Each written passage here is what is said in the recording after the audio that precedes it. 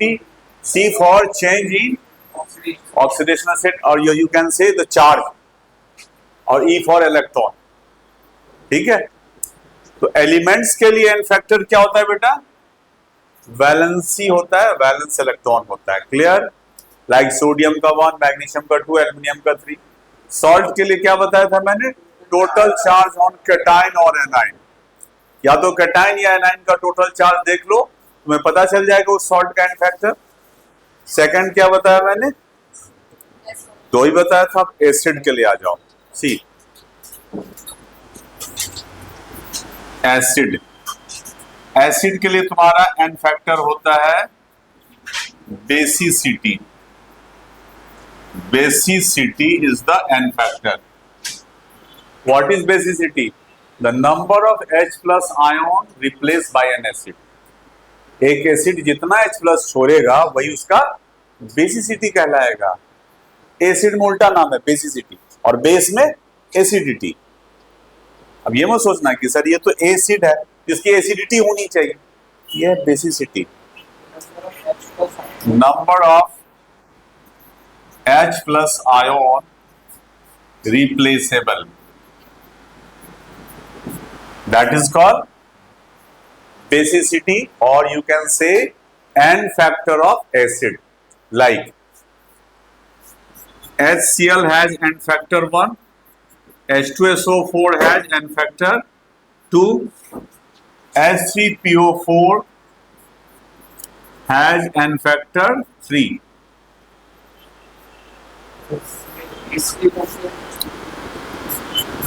H3PO3 n factor 2। अब कहोगे इसका 3 इसका 2 क्यों? See the structure of H3PO3 और PO4 इज लाइक दिस। बेटा मैंने क्या बताया? जितना H प्लस देगा वही होगा उसका n फैक्टर। तो ये यहां से 3 H प्लस देता है। क्यों? ऑक्सीजन ज्यादा नेगेटिव है, उसका इलेक्ट्रॉन ले लिया, फिर H प्लस बन के निकला। अब इसको देखो, इसके स्ट्रक्चर को। फॉस्फोरस ऐसे 5 बॉन्ड बनाता है, ध्यान से सुन। 5 बॉन्ड फॉर्म करेगा, एक डबल बॉन्ड उसके ऊपर कैप की तरह, इस पे एक ऑक्सीजन डाल दे, बाकी जगह OH डाल। OH, अब तेरे पास O बचा ही नहीं, तो तू क्या करेगा? H ही देगा ना बेटा। तो यहाँ पे H दे दिया, तो ये 2 H यहां से निकलेंगे, बट ये वाला H नहीं निकलेगा। अब सर क्यों नहीं निकलेगा? ये भी तो H है, दे देना चाहिए इसको। फॉस्फोरस उतना इलेक्ट्रोनेगेटिव नहीं है जितना ऑक्सीजन है, सो फॉस्फोरस इसका इलेक्ट्रॉन नहीं ले पाएगा, इसकी कैपेसिटी नहीं है कि इसका इलेक्ट्रॉन ले ले फिर इसको H प्लस बना के निकाल दे। This is less electronegative than oxygen, so ये 2 ही H प्लस निकालेगा। दैट्स व्हाई इसकी एसिड, इसका एन फैक्टर क्या होगा? 2 होगा। अगेन नाउ H3PO2, इसका एन फैक्टर होगा बेटा 1। देखो कैसे? सी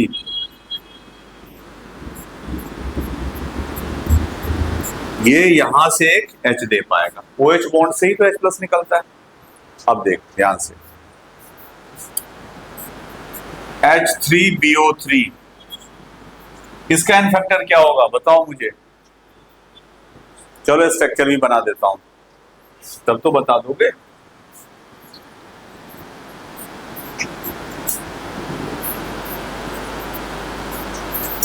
बताओ।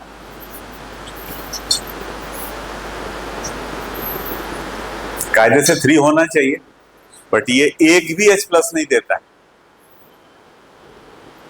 ये अपना एक भी H प्लस नहीं देता है, फिर भी इसका एन फैक्टर क्या होता है बेटा?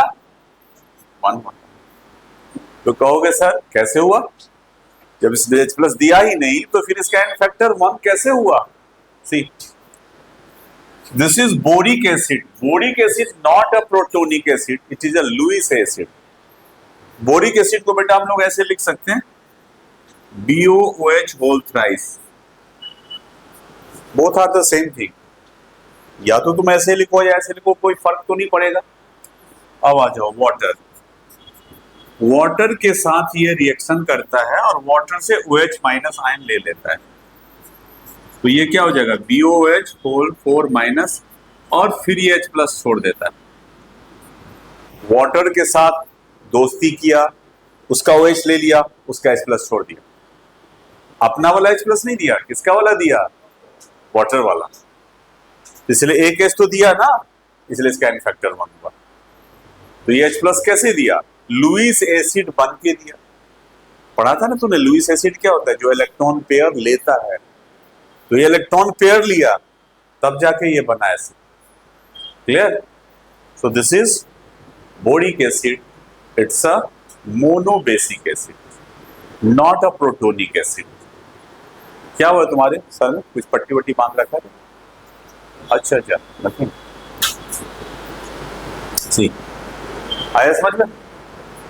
नाउ H2SO4 का मैंने क्या बताया, एन फैक्टर 2, बट इसका 1 भी हो सकता है। आप कहोगे सर कैसे होगा, पहले नोट डाउन करो, फटाक से नोट डाउन करो।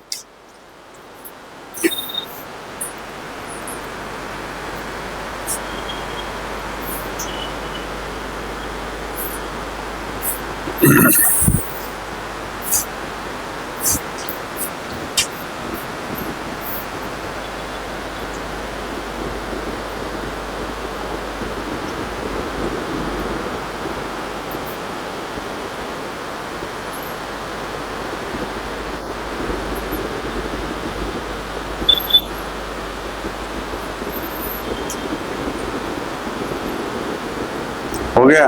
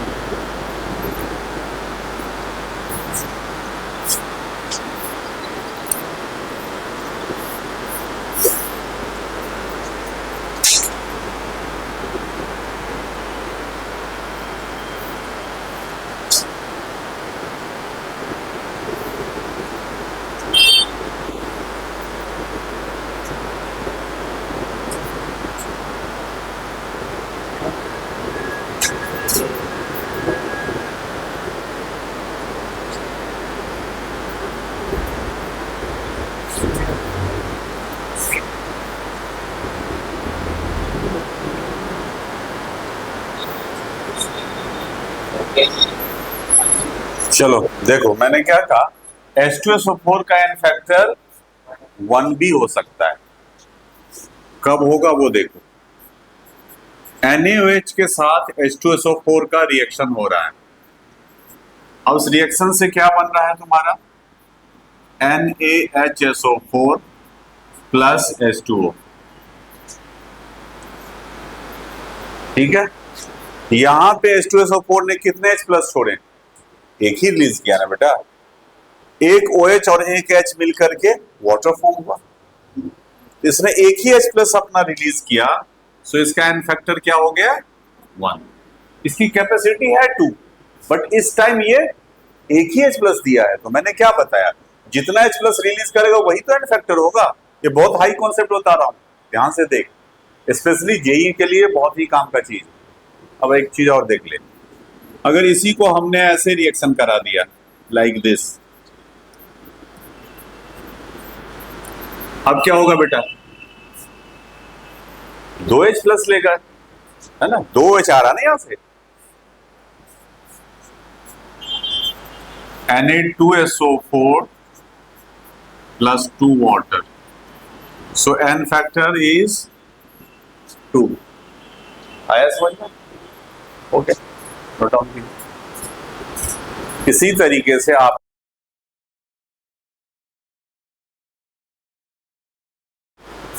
समटाइम रिएक्शन में वो चेंज हो जाता है एन फैक्टर।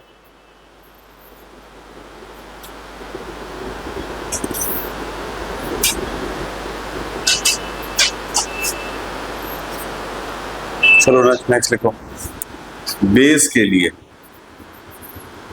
एन फैक्टर क्या होता है, acidity, number of OH minus ion replaceable, जितने OH माइनस आयन को रिप्लेस करेगा वही होगा उसका बेसिसिटी, हाँ एसिडिटी। सी NaOH 1, BaOH whole twice 2, ALH whole thrice 3। ठीक है,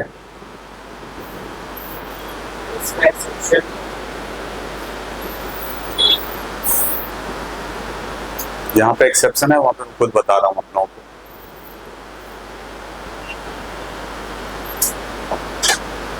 हो गया बच्चे, चलो नेक्स्ट लिखो।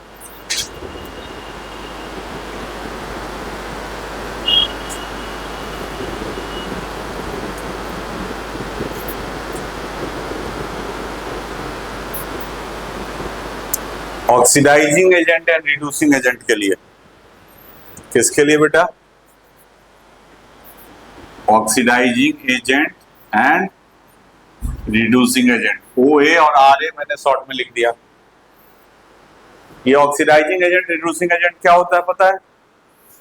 लाइक KMnO4 क्या है?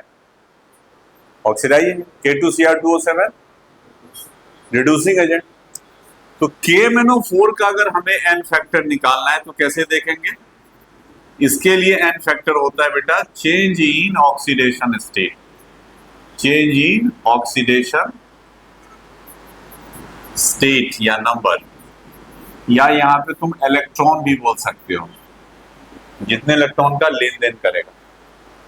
देख KMnO4 ऑक्सीडाइज करता है एसिडिक मीडियम में, बेसिक मीडियम में और न्यूट्रल मीडियम में, तीनों ही मीडियम में ये ऑक्सीडाइजिंग एजेंट की तरह एक्ट करता है।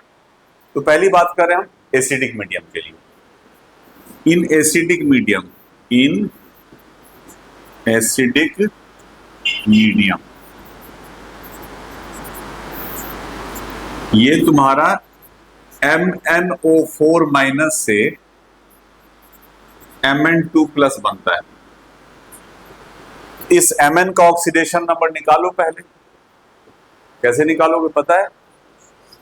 इसको X लेट करो, जिसका ऑक्सीडेशन नंबर निकालना है। जैसे Mn का निकालना है तो Mn को X लेट किया, प्लस दूसरा एलिमेंट आने से पहले प्लस, ऑक्सीजन का होता है -2, 4 है तो 4 से मल्टीप्लाई कर दे, इक्वल टू में जो चार्ज है वो लिख दे। आ रहा है समझ में? सो X इक्वल टू क्या आ जाएगा तुम्हारा +7। इट्स अ प्लस माइनस देना जरूरी है। सो ये तेरा +7 और ये है +2। So change in oxidation state क्या हुआ? 5 हो गया ना। कुछ भी करो तो इसको मॉड में ले लेते हैं। ऐसे कैसे लेंगे इसको बेटा? एन फैक्टर में, इसमें तुम्हारा ऐसे मॉड में है ना, चेंज इन ON ऑक्सीडेशन। तो यहाँ पे इसका एन फैक्टर क्या हो जाएगा बेटा? या तो 2 - 5 करो या 5 - 2, बात तो वही रहेगा ना, मॉड में आने के बाद तो सेम आ जाएगा। सो 7, सो ये आ गया 5। इट्स अ 5 बिकॉज यहाँ पे 5 इलेक्ट्रॉन जब तुम डालते हो तब ये बनता है। ऐसे भी समझ ले इसको, या तो इलेक्ट्रॉन के टर्म में समझो या चेंज इन ऑक्सीडेशन के टर्म में, दोनों ही क्लियर है। अब आ जाओ कुछ और बातें। यही अगर मान लो न्यूट्रल मीडियम में है तब क्या होगा कहानी? इन न्यूट्रल मीडियम, या जिसको बेसिक मीडियम ही बोलते हैं, basic slightly basic, sorry slightly basic medium. Slightly basic medium में क्या होगा? MnO4 माइनस से Mn4 प्लस बनता है। यहां पे अगेन 7 है तो यहां पे कितने इलेक्ट्रॉन का लेन देन करेगा बेटा? 3 का। सो एन फैक्टर क्या हो गया? 3। ठीक है, अब आ जाओ एसिडिक के बाद। अब है तुम्हारा बेसिक मीडियम। बेसिक मीडियम में क्या होगा बेटा? MnO4 माइनस से Mn6 प्लस। तो यहाँ पे एक ही इलेक्ट्रॉन लेगा ये एन फैक्टर 1। ठीक है। अगर तुम लोग को समझ में आ गया तो चलो आप ऐसा करो, K2Cr2O7 का बताओ एन फैक्टर, और ये सिर्फ एसिडिक मीडियम में काम करता है। K2Cr2O7 कभी भी बेसिक में नहीं लिखा मिलेगा तेरे को। तो इसके लिए रिएक्शन क्या होता है बेटा, Cr2O7 2 माइनस से क्या देता है Cr3+। इसको पहले बैलेंस कर लो, बताओ, करो खुद करो, जल्दी जल्दी करो।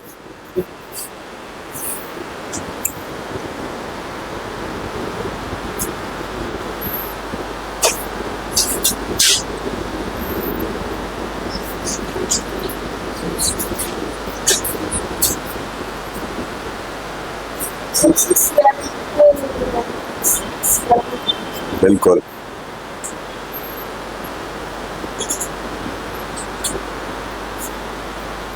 निकाल लिया यस? कितना आया? 3। कल्पना तुम्हारा?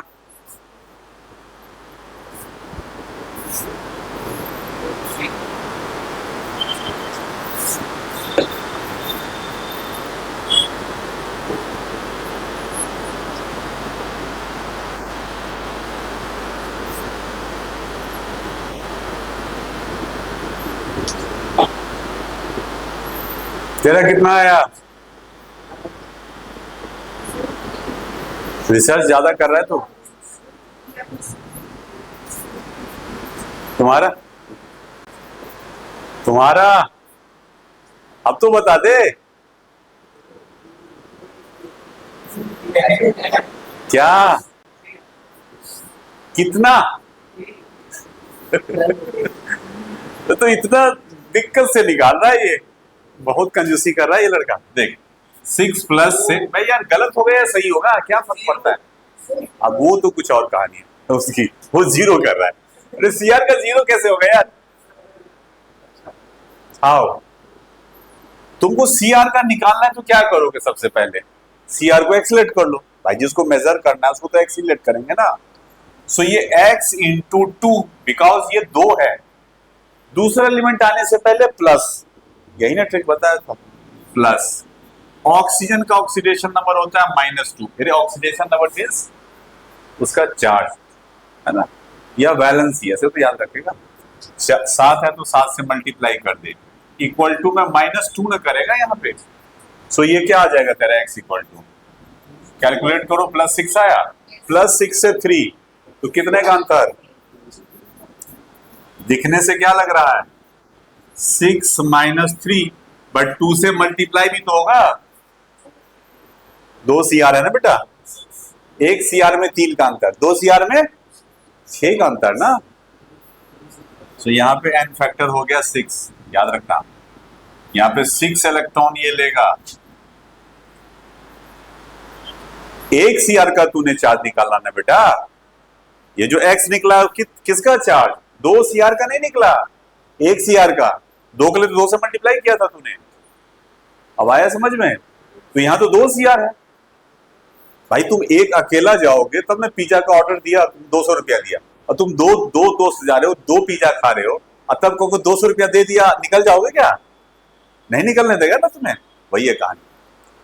सो ऑक्सीडेशन नंबर समझ में आ गया तेरे को, और ये निकालने का तरीका तो ये भी हो गया तेरा। तो चलो यहीं पे इसको नहीं, थोड़ा सा और बढ़ाते हैं हम जेई पर्पस के लिए, थोड़ा सा ये एडवांस का क्वेश्चन में आएगा, मेंस में भी नहीं आने के चांस हैं।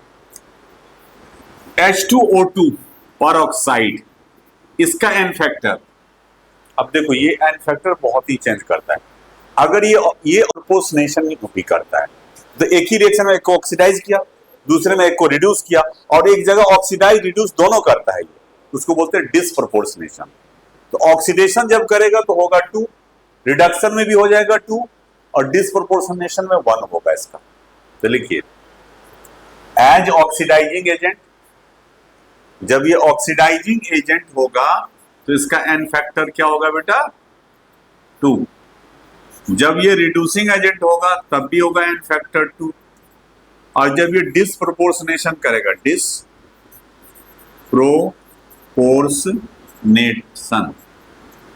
तो इसका एन फैक्टर हो जाएगा 1। ये बहुत हाई कॉन्सेप्ट बता रहा हूं, ध्यान से देखो इसको, ठीक है। इसमें बच्चों को बहुत कंफ्यूजन रहता है, टीचरों को भी कंफ्यूजन रहता है, और इस पे क्वेश्चंस आते हैं खतरनाक वाले, ठीक है।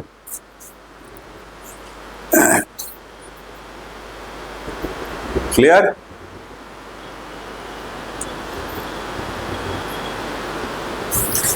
तो बेटा नॉर्मलिटी को यहीं पे हम क्लोज कर रहे हैं, नॉर्मलिटी खत्म, ठीक है। नॉर्मलिटी समझ में आ गया आप लोगों को? चलिए इसके बाद का जो टॉपिक है वो क्या है आपका? सॉल्विटी है। नेक्स्ट टॉपिक पीपीएम वगैरह तो बता दिया ना, पीपीएम, पीपीपी, पीपीटी वो सब वही है। अब फॉर्मेलिटी क्या है? फॉर्मेलिटी की जरूरत ही नहीं है, कहता है ना फॉर्मेलिटी मत कीजिए। तो फॉर्मेलिटी मतलब हो गया तुम्हारा molarity of ionic compound, that is called formality. कोई आयनिक कंपाउंड हो ना, उसका अगर तुम मोलैरिटी निकाल लो तो वही क्या हो जाएगा तेरा? फॉर्मेलिटी। तो अब आगे बढ़ते हैं हम लोग, एक नई टॉपिक को लेते हैं, दैट इज सॉल्युबिलिटी। हेडिंग लगाइए, सॉल्युबिलिटी। सॉल्युबिलिटी,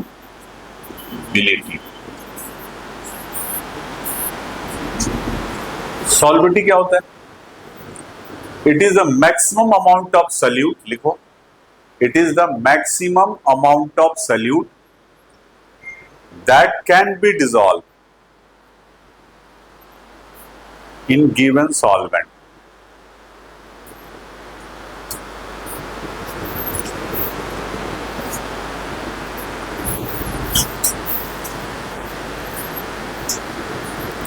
ठीक है, एक दिए गए सॉल्वेंट में तुमने जितना मैक्सिमम सॉल्यूट को डिसॉल्व कर दिया वही उसकी सॉल्युबिलिटी होगी at that condition of temperature and pressure.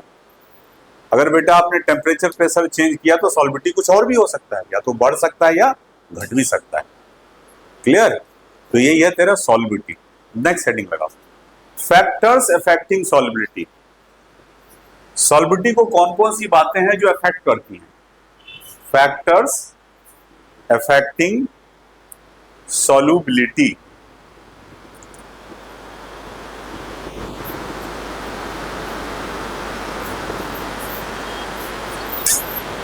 Notes पहले ही बना लिया?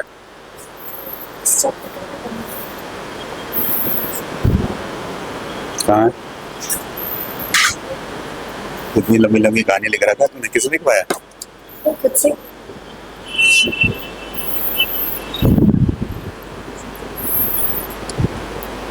ये क्या है? Balanced distribution. J के बगल से। चलो Classes start with time again. First question. So solubility का टॉपिक लिखते जाओ। पहला, nature of solute and solvent. First factor is nature, nature of solute and solvent, लिख लिया। Second, temperature. Third, pressure. Fourth, lattice enthalpy and hydration, hydration और solvation, hydration और solvation enthalpy. And next लिखो, presence of other solute.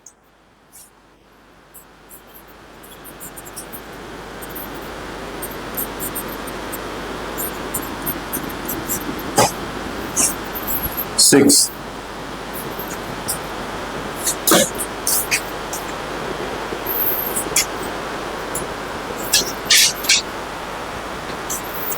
Physical state surface area.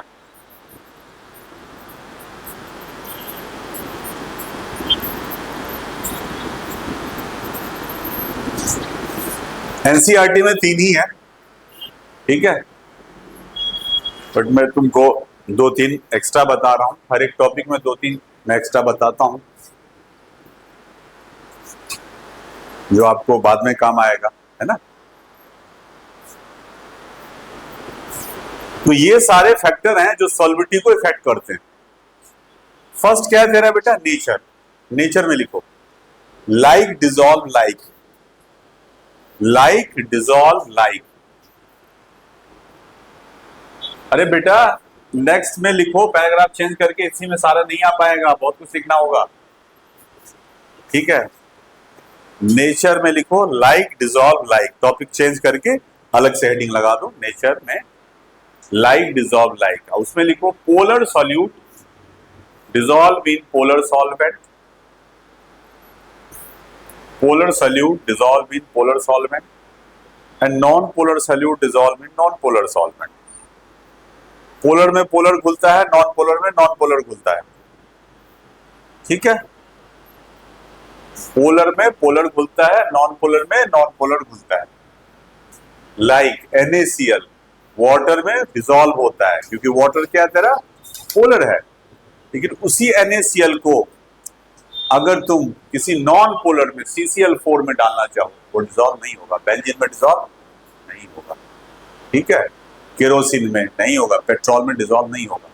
क्यों? क्योंकि वो non polar है ना। पोलर को पोलर पसंद है, नॉन पोलर को नॉन पोलर पसंद है। वो अपने ही जैसे चीजों को कहता है, भाई तू अपने टीम का है, आ जा। नहीं भाई, अपने टीम में एडजस्ट नहीं होने वाला, ये नॉन पोलर है, इसको भगाओ, पोलर कहता है। तो ऐसा है, पोलर में पोलर, नॉन पोलर में नॉन पोलर, बट कुछ एक्सेप्शंस भी हैं इसमें। तो यहां तक समझ में आ गया आप लोगों को। दूसरा पॉइंट टेम्परेचर, अगला लिखिए टेम्परेचर। टेम्परेचर के नीचे लिखो solubility of endothermic process increases with increase in temperature. Solubility of endothermic process increases with increase in temperature because equilibrium shift in forward direction. Because equilibrium shift in forward direction. समझिए बेटा, कोई endothermic process है और आपने temperature को बढ़ाया तो सॉल्विटी बढ़ जाएगी। दूसरा पॉइंट लिखो, for exothermic solubility decreases with increase in temperature.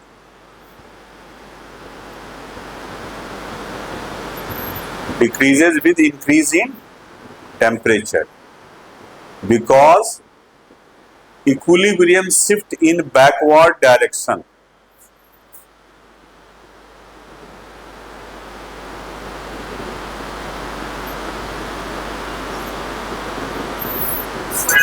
ठीक है। अगर बेटा एक्सोथर्मिक प्रोसेस है, टेम्परेचर बढ़ाओगे क्या हो जाएगा? सॉल्विटी घट जाएगी, है ना। तो ऐसे समझ, एक बंदा जो गर्मी में काम कर रहा है, तुम उसको पीछे से हीटर लगा के दे रहे हो, काम करेगा वो?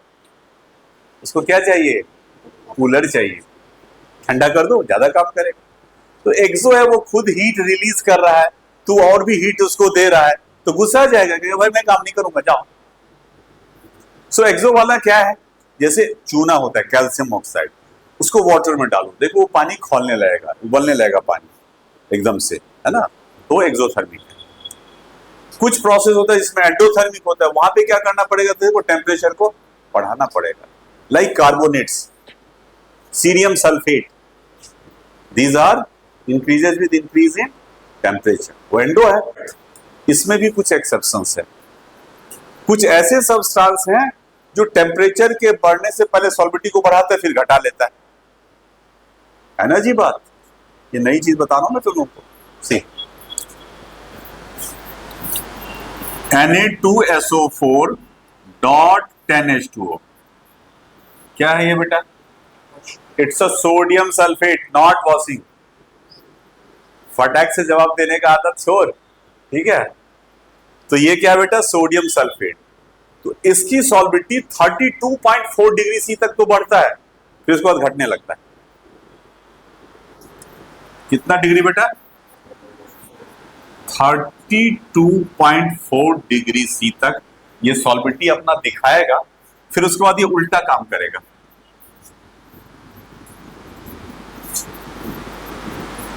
ये तुम्हारा एक्वस फॉर्म है और ये क्या है? Solid form. क्लियर? यहां तक जाएगा, फिर ये पीछे बैक मारने लगेगा 32 के बाद, है ना जी? इंटरेस्टिंग बात। और जिस टेम्परेचर पे ऐसा होता है उसको कहते हैं हम transition temperature. This is the transition temperature of this substance. ऐसे ही अलग अलग सब्सटेंस के लिए अलग अलग ट्रांजिशन टेम्परेचर है। जैसे अमोनियम नाइट्रेट के लिए ऐसे ही कहानी है।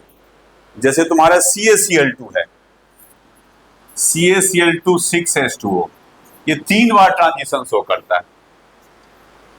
एक बार तुम्हारा ये क्या करेगा?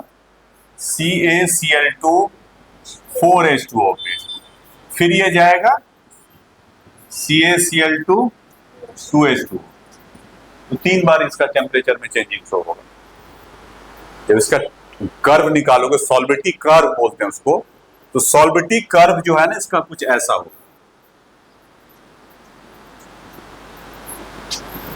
और इसके लिए क्या हो जाता है? ऐसे। ये ऐसे हुआ, बड़ा घटा, 2 पीक दिखाया ना इसमें एक ही पीक दिखाया, इसमें 2 पीक दिखाया।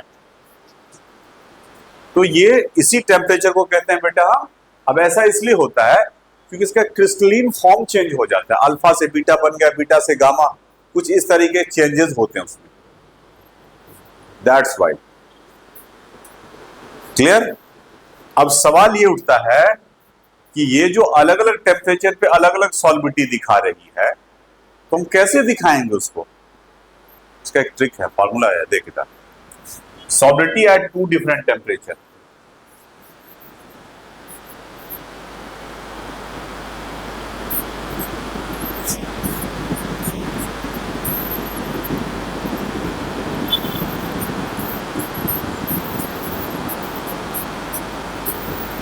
इस फॉर्मूला से निकाल लें।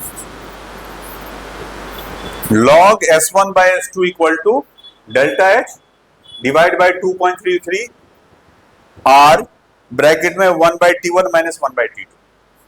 लिख लो फॉर्मूला। ये 2 डिफरेंट टेम्परेचर पे सॉल्बिलिटी के लिए है। नहीं, स्कूल समय मत यूज कीजिएगा, ये सब जेई का पढ़ा रहा हूं मैं अभी, है ना। एनसीईआरटी के लिए बस ये 3 ही पॉइंट है बेटा, और वो भी टेम्परेचर ट्रांजिशन नहीं आया सब, है ना।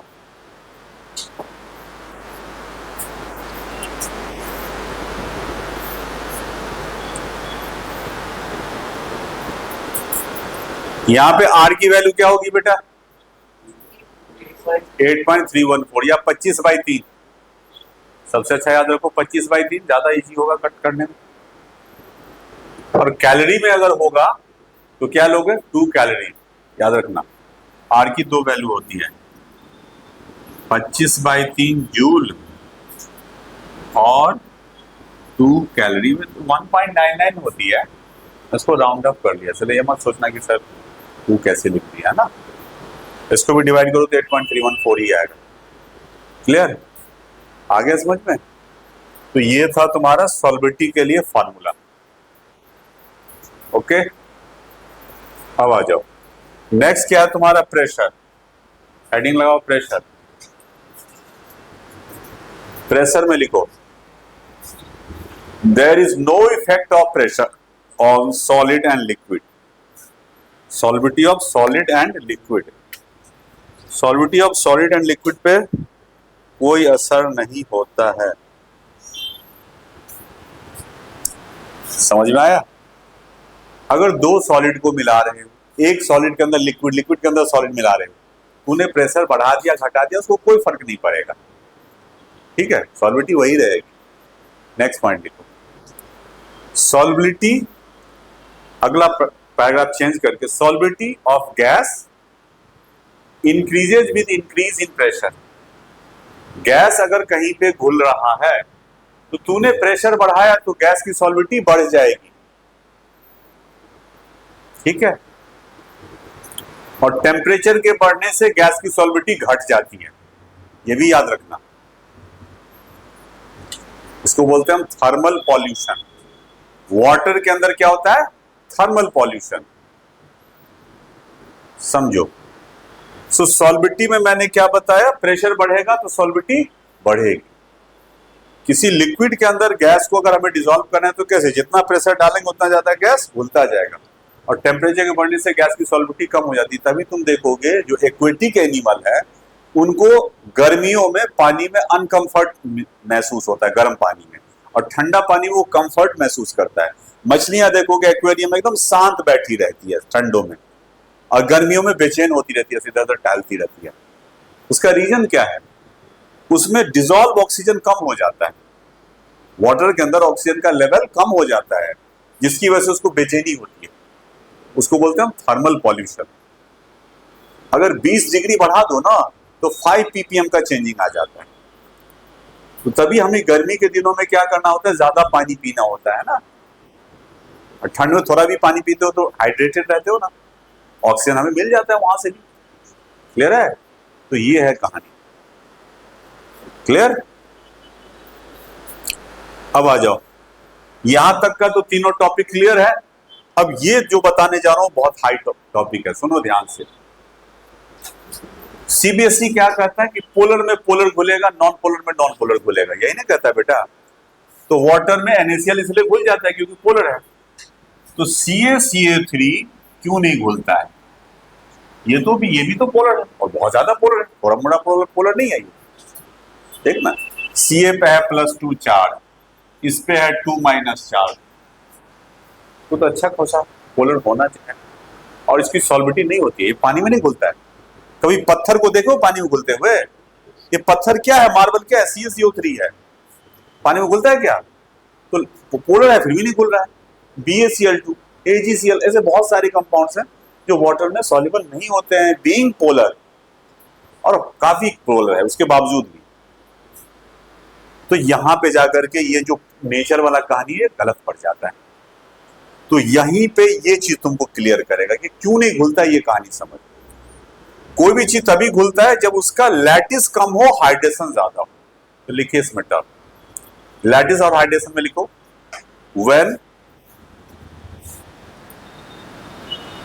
when lattice enthalpy is less than hydration or solubation enthalpy,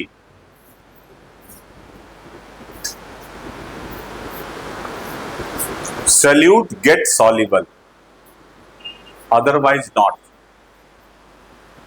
दो चीजें होती है बेटा, एक होता है तुम्हारा डेल्टा H लैटिस, और दूसरा चीज क्या होता है? डेल्टा H हाइड्रेशन या सॉल्वेशन भी लिखते हैं उसको, ठीक है। तो ये जब इससे कम होगा तभी घुलेगा। अब ध्यान से सुनो मेरी बात। एक बीकर लिया तूने, इस बीकर में पानी है, और उस पानी के अंदर तूने क्या किया? कोई भी सॉल्ट डाल दिया, नमक डाल दिया, NaCl बड़ा से इतना बड़ा ढेला डाल दिया। तूने कुछ नहीं किया, ना चम्मच से हिलाया, छोड़ दिया खाली। 2-4 घंटे बाद जाके देखोगे तो सब गायब। कहाँ गायब हो गया? घुल गया। कैसे घुल गया? यहाँ पे कोई मशीन था क्या? मिक्सर पीस दिया उसको? कैसे घुला? तो यहाँ पे ये काम किया। क्यों काम किया? पत्थर क्यों नहीं घुला? उसके पीछे भी ये कहानी। बेटा जब आपने इसमें NaCl डाला तो NaCl में क्या होता है? Na पे प्लस चार्ज, Cl पे माइनस चार्ज। ये प्लस माइनस एक बॉन्ड से जुड़ा हुआ है, यहाँ पे एक एनर्जी है जिसको बांध करके रखे हुआ। लैटिस एंथैल्पी, लैटिस एंथैल्पी होता है कि किसी सॉलिड आयनिक कंपाउंड को उसके गैसेस आयन में भेजने के लिए जितना आपने एनर्जी दिया उसको क्या कहेंगे हम? Lattice energy. तो यहां पे इतनी एनर्जी आया कहां से भाई कि इसको तोड़ दिया? तो वाटर के मॉलिक्यूल इसको चारों तरफ से घेर लेता है, जैसे गया चारों तरफ से घेर लिया उसको। क्यों घेरा? क्योंकि वाटर में भी चार्ज होता है। तो वाटर का जो एंड होता है, समझो ध्यान से, वाटर का जो ये वाला एंड होगा बेटा, इस पे डेल्टा नेगेटिव चार्ज होगा, और वाटर का जो ये वाला एंड होगा इसमें क्या होगा, डेल्टा पॉजिटिव चार्ज होगा। तो ये नेगेटिव चार्ज पॉजिटिव चार्ज से अट्रैक्ट होता है और ये पॉजिटिव इस नेगेटिव के साथ इंटरेक्ट होता है। जैसे इंटरेक्शन हुआ तो वहां पे एनर्जी रिलीज होती है। ये इधर से खींचा, ये इधर से खींचा, तोड़ के अलग कर दिया। आया समझ में? तो ये जो तुम्हारा इंटरेक्शन है, इंटरेक्शन से एनर्जी रिलीज होती है, रिपल्सन से एनर्जी एब्जॉर्ब होती है। अगर मान लो तुम किसी को धक्का दे रहे हो तो तुमको अपना ताकत एनर्जी लगाना होगा, है ना। और कोई तुम्हें अगर संभाल रहा है, पकड़ रहा है, तो तुम्हारी एनर्जी बढ़ेगी, स्टेबिलिटी बढ़ेगी। तो अट्रैक्शन से एनर्जी रिलीज होती है। तो ये जो एनर्जी रिलीज हुआ ना, इसी को कहते हैं हाइड्रेशन एनर्जी। जो एनर्जी इसको तोड़ने में काम में आ जाता है। तो यहां पे जब ज्यादा एनर्जी रिलीज होगा तभी इसको तोड़ पाओगे। यहां पे 788 किलो जूल इसकी एनर्जी है, तो 788 से जब ज्यादा होगा तभी तो ये तोड़ पाएगा। अगर मान लो 700 ही आया, 781 ही आया, 787 ही आया, तब भी नहीं तोड़ पाएगा ये। आया समझ? तो ये है कहानी। तो अगर वाटर होगा तो क्या कहोगे, हाइड्रेशन। वाटर के अलावा कोई और सॉल्वेंट है तो सॉल्वेशन। वाटर नहीं तो सॉल्वेंट नहीं होगा ना, कुछ और भी तो हो सकता है। तो उस केस में इसको क्या कहोगे, सॉल्वेशन। यही है बेसिक कहानी, जिसको कि पता नहीं क्यों लंबा खींच दिया है ना। आया समझ में? तो घुलने के लिए यही कहानी है कि लैटिस से ज्यादा भाई तुम कोई कार कब खरीद पाओगे, जब तुम्हारे पास इनकम होगा। अभी अगर तुमको कहे तो एक साइकिल खरीदने का भी तुम्हारा कैपेसिटी नहीं है, मम्मी पापा से पैसा लोगे ना। बट अगर तू बहुत बड़ा इंजीनियर बन जाएगा, आईटी इंजीनियर बन जाएगा, तो तू कहेगा अरे ये तो बहुत सस्ती है भाई, ये दे दो, है ना। अच्छा 1 करोड़ की ही है, ऐसे बोलोगे क्यों, तुम्हारे पास में पैसे रहेंगे। तो वही होता है कि तेरा इनकम कितना है उसके हिसाब से तू एक्सपेंड करेगा। तो यहाँ एनर्जी रिलीज हुई, इसको तोड़ दिया। क्लियर? लैटिस एंथैल्पी वाली कहानी समझ में आ गई। अगला क्या टॉपिक था? अगला टॉपिक क्या था? प्रेजेंस ऑफ, प्रेशर नहीं, प्रेजेंस। तो बेटा कोई सॉल्वेंट है, उसके अंदर तूने क्या किया, कोई सॉल्यूट डाल दिया, अब फिर एक दूसरा सॉल्यूट डाल रहे हो, तो क्या होगा, पानी में एक चीज घोल दिया, फिर से एक नया चीज घोल रहे हो, तो क्या होगा, तो प्रेजेंस होगा ना दूसरे का, उसे इफेक्टेड होगा। तो ये सॉल्विटी तुम्हारा इफेक्ट नहीं होगा और होगा, दो कंडीशन होंगे बेटा, हो भी सकता है नहीं भी हो सकता है। अब जैसे मान लो यहां पर में तुम्हारा NaCl सोल्यूशन है बेटा, अब इसमें तूने शुगर डाल दिया तो ये घुल जाएगा, सॉल्विटी पे कोई असर नहीं होगा। कब? 0.1 m तक ये प्योर वाटर की तरह काम करेगा। ध्यान से सुनो, अगर इसका कॉन्सेंट्रेशन क्या है 0.1 m, 0.1 m का मतलब 1 लीटर में 0.1 मोल, 1 लीटर पानी में 0.1 मोल NaCl अगर तुम्हारा डाला हुआ है तो प्योर वाटर के बराबर वो चीनी अपने अंदर घोल लेगा, क्योंकि ये और ये दोनों अलग अलग है ना। ध्यान से सुनो, अब इसी के अंदर अगर तूने क्या किया, KCl डाल दिया तो सॉल्विटी इफेक्टेड हो जाएगा। क्यों होगा इफेक्टेड? कहेगा भाई यहां पे कॉमन है, अपने पास कॉमन है ना, क्या है कॉमन, Cl है, दोनों में कॉमन। अगर कोई कॉमन आयोन है तो उसकी वजह से इफेक्टेड होगा, अगर कॉमन नहीं है तो कोई इफेक्ट नहीं होगा, दूसरा कोई आने दे, पहले से ही है यार, पहले से है, हटाओ इसको। समझ में आया? तो अगर कोई नया चीज आएगा तो उसको वो घोल लेगा, पहले से जो चीज है वैसा वाला अगर एक भी आयोन है उसमें तो उसको रिस्ट्रिक्ट करेगा। बहुत हाई कॉन्सेप्ट बता रहा हूं, ध्यान से सुनो। क्लियर? तो यही है तेरा प्रेजेंस ऑफ अदर सॉल्यूट।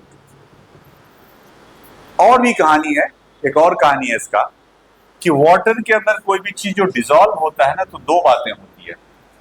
जब सॉल्यूट जाता है उसके अंदर तो वाटर में होल करता है, जगह बनाया ना उसने, तो उस जगह को बढ़ाने के लिए एनर्जी की जरूरत पड़ती है।